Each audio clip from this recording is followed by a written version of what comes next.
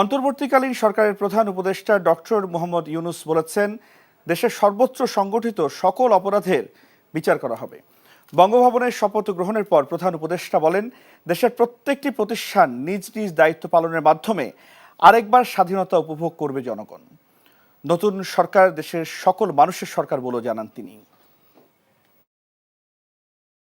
ছাত্র জনতার অভ্যুত্থানে আমাদের দ্বিতীয় স্বাধীনতা অর্জন উৎসবের মুহূর্তে এই স্বাধীনতাকে নস্যাৎ করার জন্য ষড়যন্ত্রকারীরা দেশে একটা অরাজকতার ও ভীতির পরিবেশ সৃষ্টি করেছে। প্রচণ্ড নিষ্ঠুর পতিত স্বৈরাচারী সরকার এসব প্রতিষ্ঠানকে দিয়ে ক্ষমতা কুক্ষিগত করে রেখেছিল। আমরা তার এই প্রচেষ্টা ব্যর্থ করে প্রতিষ্ঠানগুলোর হারানো গৌরব ফিরিয়ে আনব। এই ঘৃণ্য চেষ্টায় ব্যবহৃত হয়ে যারা অপরাধ সংগঠিত করেছে তাদেরকে আইনানুগ বিচারের মাধ্যমে শীঘ্রই উপযুক্ত শাস্তি দেওয়া হবে। একই কথা দেশের সকল মন্ত্রণালয়, সংস্থা, শিক্ষা প্রতিষ্ঠান, নানা কর্মক্ষেত্রের জন্য প্রযোজ্য। সর্বত্র অপরাধের বিচার হবে। আজ প্রত্যেকটি প্রতিষ্ঠান ও তার সদস্যরা নিজ নিজ কর্তব্য পালন করার মাধ্যমে দ্বিতীয় স্বাধীনতাকে উপভোগ করবেন, দেশকে গৌরবের শীর্ষে নিয়ে যাবেন এবং দেশবাসীকে এবং জগৎবাসীকে উপভোগ করার সুযোগ করে দেবেন। আমি জাতির পক্ষ থেকে প্রত্যেকের নির্ভয়ে আনন্দ চিত্তে নিজ নিজ কর্মস্থলে নিজ নিজ সামর্থ্য নিয়ে এগিয়ে আসতে অনুরোধ করছি। দেশের সকল মানুষকে আজ স্বাধীন, নির্ভয়, নিরুদ্বেগ থাকার জন্য নিশ্চয়তা দেওয়ার জন্য আমাদের ছাত্র শহীদরা প্রাণ দিয়েছেন। এই অভ্যুত্থানের মাধ্যমে সৃষ্ট সরকার দেশের প্রত্যেকের সরকার। এখানে থাকবে সকলের আকাঙ্ক্ষা পূরণের অধিকার।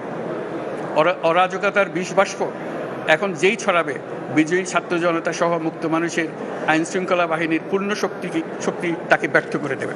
নিষ্ঠুর স্বৈরাচারী সরকার দূর হয়ে গেছে। কাল সূর্য উদয়ের সঙ্গে সঙ্গে গণতন্ত্রের, সুবিচারের, মানবাধিকারের নির্ভয়ে মত প্রকাশের পূর্ণ স্বাধীনতার জন্য সকলের স্বাচ্ছন্দ্যে জীবন ধারণের সুযোগ প্রদানের সচেষ্ট সরকারের ঘনিষ্ঠ সান্নিধ্য ও সহমর্মী পরশ দলমত নির্বিশেষে সবাই উপভোগ করবেন। এটাই আমাদের লক্ষ্য। আমাদেরকে এই লক্ষ্য পূরণে সাহায্য করুন। সারা বিশ্ব আজ অবাক হয়ে বলছে, সাবাস বাংলাদেশ, সাবাস বাংলাদেশের ছাত্র জনতা। আমরা এই অর্জনটাকে আর অনেক দূর নিয়ে যেতে চাই। আমাদের ছাত্র জনতার জন্য কিছুই অসম্ভব নয়। আমাদের তরুণরা অসম্ভবকে সম্ভব করতে পারে, তারা সেজন্য প্রতিজ্ঞাবদ্ধ। যদি আমরা ঐক্যবদ্ধ থাকি, ধ্বংসাত্মক কর্মকাণ্ড থেকে দূরে থাকি, সবার জন্য মুক্ত পরিবেশ সৃষ্টি করতে পারি, আমাদের বিজয় অবশ্যই হবে। আল্লাহ, মহান আল্লাহ আমাদের সহায় হন।